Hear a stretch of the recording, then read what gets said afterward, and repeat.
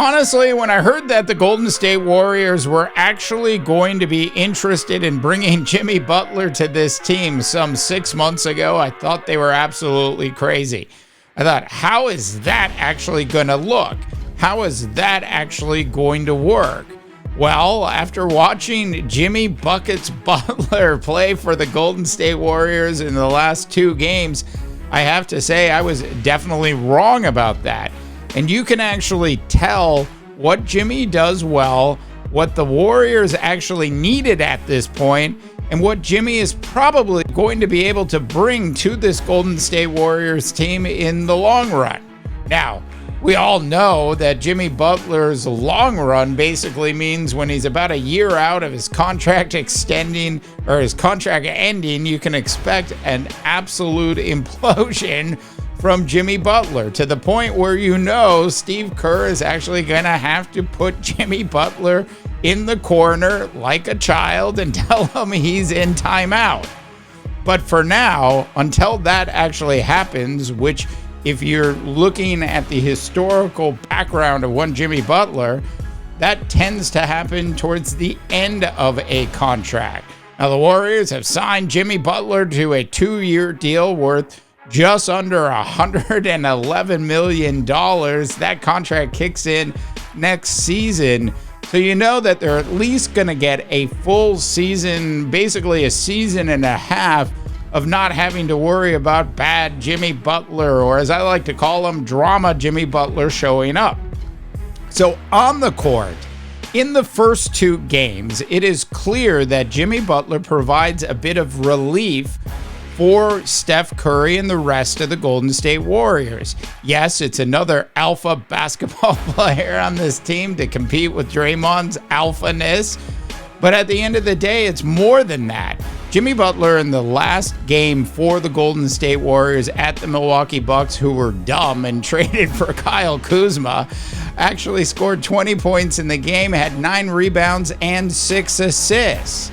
To say that Jimmy Butler is not going to make a dramatic impact on this Golden State Warriors team would be a bit of an understatement. Now, I'm not saying the Warriors are going to go all the way to the championship and win it this year.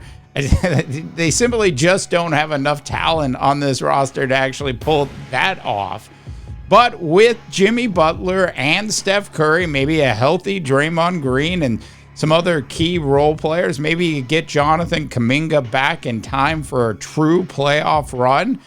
Anything is possible. I mean, I guess the Warriors could win a series or 2 in the upcoming playoffs because you have big-time players who actually know how to win in the playoffs. It's also one of the big mistakes that the Dallas Mavericks made in shipping Luka Doncic off and receiving basically nothing back in return.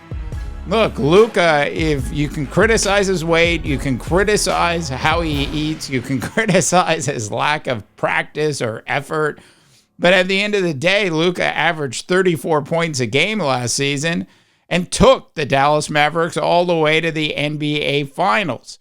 A lot of it actually reminded me of Jimmy Butler when he put the Miami Heat on his shoulders and got them into the NBA Finals.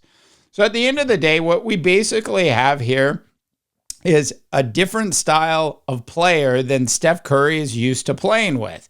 And what you get with Jimmy Butler is you end up with a player that's actually going to end up at the free throw line a lot.